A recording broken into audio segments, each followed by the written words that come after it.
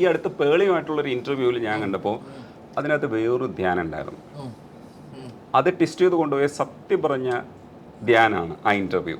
പക്ഷേ നമുക്ക് തോന്നും സ്വാഭാവികമായി വന്നതാണ്. അത് പ്രീ പ്ലാൻഡ് ആയിട്ട് ധ്യാൻ്റെ മനസ്സിൽ ഉണ്ടായിരുന്ന ഒരു ആശയത്തെ അവിടെ കൊണ്ടുപോയി പറഞ്ഞതാണ് അല്ലേ? അങ്ങനെയല്ല, ഞാനത് ഞാൻ ഒന്ന് സിംഗിൾ ഇന്റർവ്യൂസ് ഞാൻ അങ്ങനെ കൊടുക്കാറില്ല. കൊടുത്തു കഴിഞ്ഞാൽ പ്രശ്നം ഉണ്ടാക്കുമല്ലോ.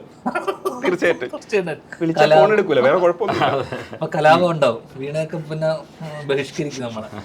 അതുകൊണ്ട് തന്നെ ഞാനപ്പം അത് സോഫി ചേച്ചിയും നമ്മൾ രണ്ടുപേരും കൂടെ ഇരിക്കുക എന്ന് പറഞ്ഞിട്ടാണ് ആ ഇന്റർവ്യൂ ആദ്യം പ്ലാൻ ചെയ്തത്. അപ്പൊ എനിക്ക് ആക്ച്വലി ഒരു പ്ലാൻ ഉണ്ടായിരുന്നില്ല.